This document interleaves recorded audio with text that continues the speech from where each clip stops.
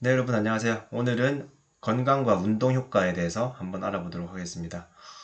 운동을 실천하면 건강에 좋다라는 건 여러분들 다 알고 있는 사실이죠. 지난 시간에는 생활 습관과 건강에 대해서 한번 알아봤었는데 오늘은 운동이 건강에 어떤 영향을 미치는지에 대해서 같이 한번 알아보도록 하겠습니다. 자, 학습 목표를 한번 살펴볼게요. 운동의 다양한 효과를 파악하여 건강과 운동의 관계를 이해한다. 그리고 건강관리를 위한 유형별 운동을 이해하고 그 효과와 특성을 파악한다. 이렇게 두 가지 학습 목표가 있습니다. 먼저 이번 시간에는 운동의 다양한 효과를 파악하여서 건강과 운동의 관계를 잘 이해하시기 바랍니다. 운동이 건강에 미치는 효과. 지난 시간에 건강이라는 것의 개념에 대해서 같이 한번 알아봤었죠.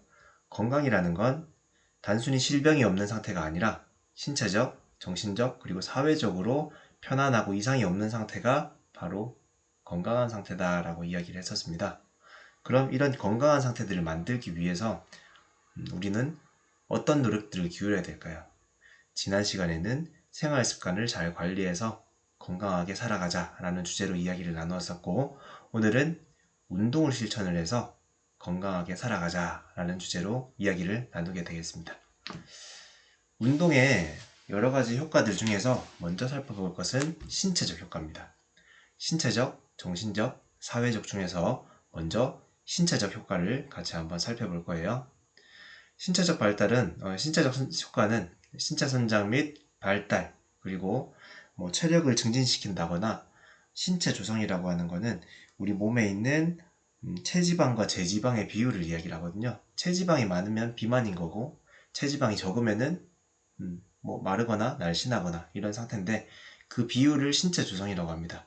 체력 증진 및 신체 조성을 개선시킨다. 그리고 질병을 예방시킨다라는 게 전체적인 우리 운동의 신체적인 효과가 되겠습니다. 좀 더 세부적으로 들어가서 운동의 신체적 효과가 어떤 것들이 있는지에 대해서 설명을 좀 드려볼게요. 자, 먼저 첫 번째로는 심장과 폐의 능력을 발달시킨다라는 게 우리 운동의 효과가 되겠습니다. 심장과 폐 하면은 몸에서 어떤 역할을 담당하고 있죠? 그렇죠. 심장과 폐는 우리 몸에서 순환계라는 역할을 담당을 하고 있습니다.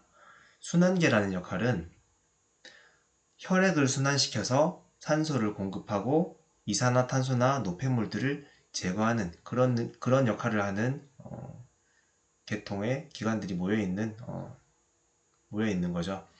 지금 여기 보면은 심장이 이렇게 보입니다. 심장이 보이고 여기 옆에는 아마 폐가 있을 거고요. 그리고 여기 보면은 혈관들이 보이죠. 심장과 폐와 혈관들이 순환계를 구성을 하게 됩니다. 여러분들이 운동을 실시할 때를 한번 생각해 보세요. 달리기를 열심히 뛰고 있는 본인의 모습을 떠올려 보면은 땀도 막 나고 힘들어서 그만둘까 더 할까 이런 고민들도 하고 있는 중에 본인의 몸을 자세히 들여다보면은 심장은 어떻게 뛰고 있을까요? 굉장히 빨리 뛰고 있죠. 그리고 숨은 어떤가요? 헐떡헐떡 쉬고 있죠. 이렇게 되는 이유가 뭘까요?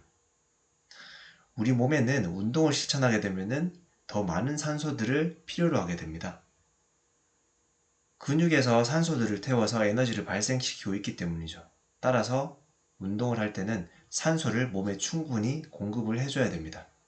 그래서 심장은 더 많은 피를 보내기 위해서 빠르게 뛰고, 폐는 더 많은 산소를 받아들이기 위해서 크게 숨을 쉬는 역할을 하게 되죠. 그런데 이게 운동 강도가 조금 더 세지고 더 힘든 운동들을 할수록 심장은 더 세게 뛰어야 되고 더 빨리 뛰어야 되고, 그리고 폐는 더 많은 산소를 받아야 되겠죠. 이런 부하들이 자꾸 주어지다 보면은 산소를 공급하는 폐의 용적은 늘어나고 심장의 그 근육들이 더 굵어지고 두꺼워지고 힘이 세지면서 피를 더 많이 보내게 됩니다. 그러면 피를 한 번에 쭉쭉 많이 짜서 많이 보내는데 거기에 산소들도 많이 담아서 보낼 수가 있겠죠. 심장의 두께가 두꺼워지고 그리고 커져서 심박출량이 증가한다는 점, 그리고 폐활량이 증가해서 숨을 더 많이 들이쉬어서 산소를 더 많이 공급할 수 있다는 점이 심장과 폐가 발달하는 그 기전이 되겠습니다. 그런데 심장과 폐만으로는 부족해요. 우리 혈관, 혈관 내에서 얼마나 더 많은 피들을 직접적으로 근육에 공급할 수 있는지도 굉장히 중요한 요소거든요. 우리 몸에는 동맥과 정맥이 크게 나누어져 있습니다. 그런데 그 동맥과 정맥 사이에는 모세혈관이라는 혈관이 있어요. 이 모세혈관이라는 혈관은 아주 작은 혈관으로서 우리 몸에 있는 그 작은 세세한 그 근육세포들까지 산소들을 다 공급할 수 있는 그런 역할들을 합니다. 운동을 꾸준하게 열심히 실천하게 되면은 이 모세혈관들이 더 치밀해지고 더 많아지게 되면서 근육세포에 더 많은 산소를 공급하게 될 수가 있어요. 그래서 요약을 해보겠습니다. 운동의 신체적 효과 중에서 심장과 폐의 능력을 발달시킨다라는 점에서는요. 심장이 크기가 커져가지고 심박출량이 증가한다. 그리고 폐활량이 증가한다. 산소를 더 많이 받아들일 수 있다. 그리고 모세혈관이 발달해서 더 많은 산소들을 운동세포들의 근육에 다 공급할 수 있다라는 게 심장과 폐의 발달이라는 장점이었습니다. 다음으로 넘어가 보겠습니다. 운동을 실천하게 되면 근육과 뼈가 발달하게 되어요. 자, 여러분들 여기 운동하고 있는 남성의 그림을 한번 볼게요. 여기 보면은 근육의 모습이 보이는데 상완근으로 보입니다. 이 상완근이라는 근육은 여기 팔뚝에 붙어있는 안쪽에 붙어있는 근육이죠. 그죠? 이 근육을 쭉 살펴보니까 이 근육은 근다발로 형성이 되어 있고 이 안쪽에는 근섬유가 들어있습니다. 근섬유 안에는 근원섬유라는 섬유들이 들어있고 얘네들이 쭉쭉쭉쭉 늘어났다 줄어들었다 하면서 힘을 발생시키고 있죠. 우리가 운동을 열심히 특히나 근력 운동을 열심히 실천하게 되면요. 근섬유가 커지게 됩니다. 근섬유가 커진다는 건 근육이 강화되는 거겠죠. 많이들 궁금할 거예요. 선생님 어떻게 해서 근육이 커지는 걸까요? 근육의 힘은 왜 세지는 걸까요? 이렇게 여러분들 궁금해할 것 같은데 그 과정을 알려드리도록 할게요. 여러분들 한번 생각해 보세요. 오늘 선생님께서 체육 수업 시간에 자 오늘은 복근에 대한 근력 테스트를 할 거야. 그래서 윗몸 알아 올리기를 할 거야. 다시 말을 바꾸면은 윗몸 일으키기를 할 거야 라고 말씀하셨다라고 생각해 봅시다. 그러면 여러분들은 어떻게 하고 싶어요? 의욕이 막 넘치잖아요. 그죠? 그래서 최대한 많은 횟수를 하기 위해서 온 힘을 동원해서 모든 스피드를 짜내서 막 윗몸 일으키기를 할 겁니다. 그렇게 해서 최선 모든 것들을 다 쏟아내고 다 이렇게 얘기하죠. 아 진짜 하얗게 불태웠어. 이렇게 얘기한단 말입니다. 그런데 진짜 하얗게 불태웠는지 그 다음날 아침에 일어났더니 복근이 너무 아픕니다. 배가 막 땡겨가지고 도저히 견딜 수가 없을 상황이었어요. 이때 여러분들의 근육에는 복부에 있는 근육에는 어떤 일들이 벌어진 것일까요? 쓰지 않던 근육이 갑작스럽게 많은 에너지를 막 동원해서 운동을 하다 보니까 근육에는 손상이 생겼습니다. 여러분들 상처가 나면 상처가 또 아물 때까지 시간이 걸리잖아요. 그죠? 그렇게 아물듯이 이 근섬유들에도 손상이 생겼는데 얘네들이 휴식을 취해주고 영양을 공급해주면은 아물게 돼요. 아물게 되면서 조금 더 두꺼운 근섬유가 되는 겁니다. 이게 계속 반복이 되다 보면은 근섬유가 더 커지게 되고 근력은 더 강하게 되는 거예요. 근섬유가 커지고 근력이 강하게 되면 여러분들한테 어떤 일이 좋을까요? 더 많은 힘을 쓸 수 있다라는 점. 신체가 좀 더 튼튼해지고 강인해진다라는 점이 근육이 발달하면 좋은 장점이 되겠죠. 자, 또 한 가지 뼈도 운동을 하게 되면 발달하게 된다는 거에 대해서 한번 알아보도록 할게요. 몸에는 뼈가 있습니다. 이 뼈는 우리 신체를 지탱해주는 역할도 하고요. 또 하나 굉장히 중요한 역할은 뼈 안에서 피를 만들어낸다는 거예요.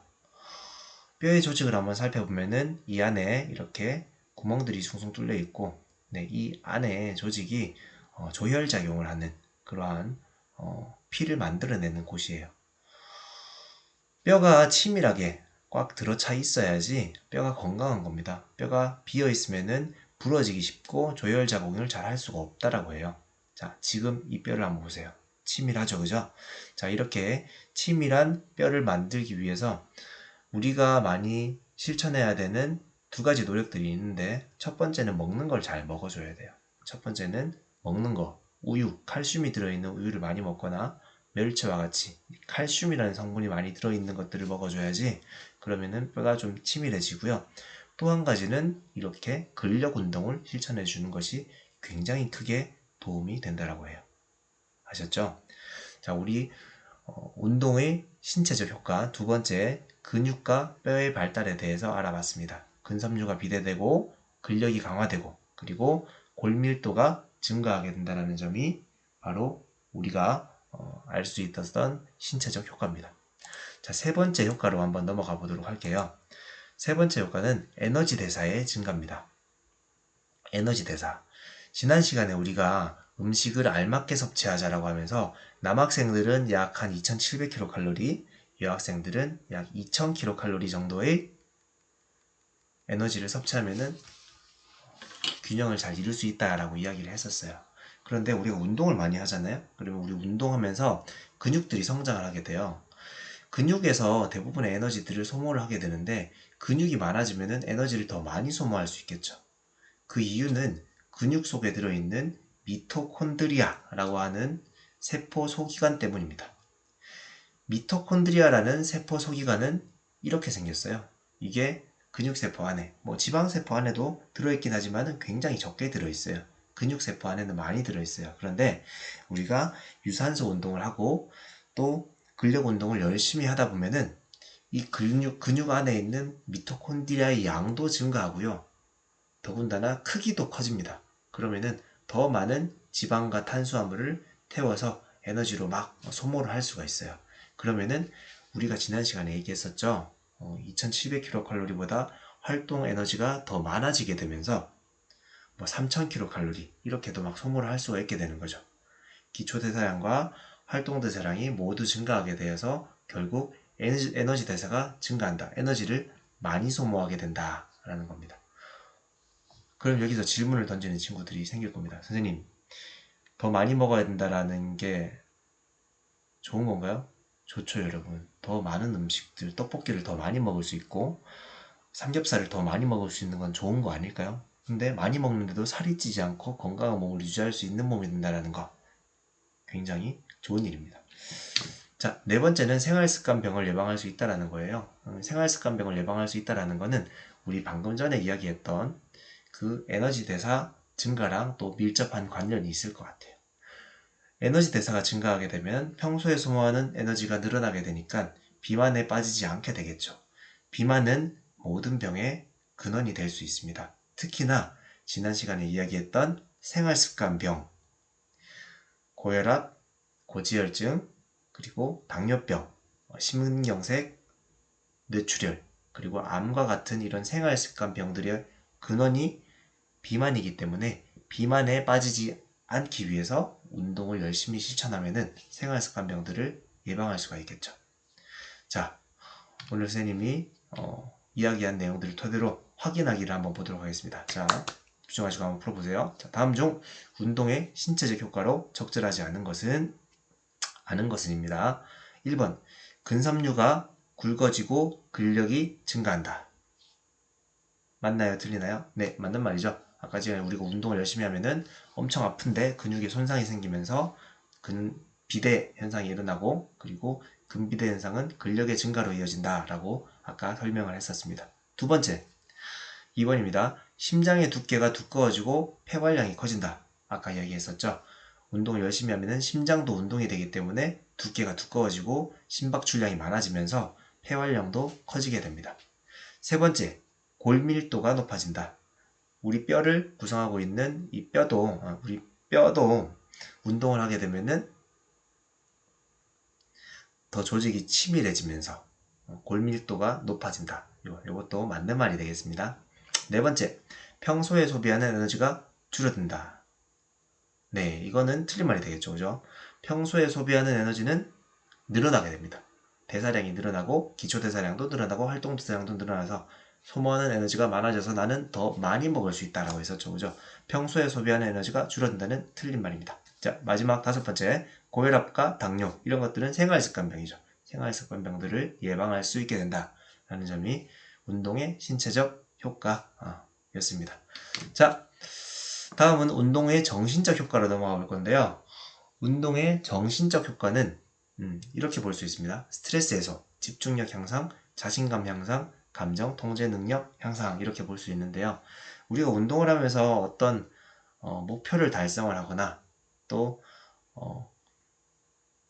동료들과 함께 뭐 골을 넣었다라든지 이런 상황들에 있어서는 굉장히 기쁘겠죠, 그죠? 그런 면에 있어서 스트레스가 해소되기도 하고 또 성취를 한 부분에 있어서는 자신감이 향상되는 것도 당연한 이치일 것입니다. 그런데 운동을 하면서 여러분들의 뇌나 이런 부분에 호르몬 작용이 일어나거든요. 그 호르몬이라는 게 되게 신비한 물질이죠.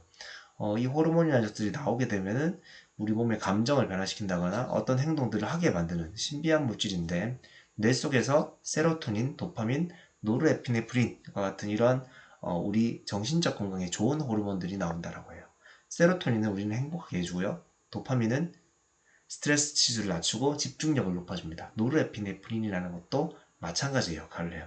그래서 스트레스 해소하고 집중력을 높여주고 코르티솔이라고 하는 호르몬은 우리를 굉장히 스트레스풀하게 만드는 호르몬이에요. 그래서 코르티솔 호르몬은 수치를 낮춰주는 효과를 가져서 운동의 정신적 효과를 이렇게 스트레스를 해소하고 집중력을 향상시킬 수 있고 자신감을 향상시킬 수 있고 그리고 다양한 상황에서 감정을 통제할 수 있는 그런 능력들을 향상시킬 수 있다는 점에서 운동의 정신적 효과를 볼 수가 있고요. 그리고 운동의 사회적 효과로는 규칙 관련 학습, 의사소통 능력 발달, 그리고 사회성 발달 이렇게 볼 수가 있는데 특히나 우리가 운동을 할 때 혼자서 운동을 실천하는 친구들도 있지만 헬스장 가서 여러 사람들이랑 같이 운동을 하거나 또는 축구, 농구와 같은 이런 단체 스포츠에 참여하게 되면서 사회화 과정을 학습하게 되는 것 같아요. 운동을 배우기 위해서는 운동의 규칙도 알아야 되고 매너도 지키면서 참여를 해야 되죠. 그리고 골을 넣기 위해서는 친구들이랑 의사소통을 하는데 친구의 기분을 나쁘게 하면서 의사소통을 하면 될까요? 안 되겠죠. 그래서 어떻게 하면 이 사람과 원만한 관계를 유지하면서 목표를 달성해 나갈 수 있을지에 대해서 고민하고 실천하기 때문에 결국에는 이게 사회화가 되는 그런 사회 모습들과 많이 스포츠 현장이 닮아 있다는 거죠. 그래서 운동의 사회적 효과가 이런 식으로 좋게 나타날 수 있습니다. 요약을 해보겠습니다. 오늘은 운동의 신체적 효과, 정신적 효과, 사회적 효과들을 같이 한번 알아봤어요. 어떠신가요, 여러분? 운동이 신체적으로, 정신적으로, 사회적으로 긍정적인 영향을 미친다는 점에 대해서 어느 정도 동의를 하시게 되셨죠? 그래서 여러분들도 열심히 운동을 실천해 나가면서 건강관리를 해나가시기 바랍니다. 오늘 수업은 여기까지로 하도록 하겠습니다. 수고하셨습니다.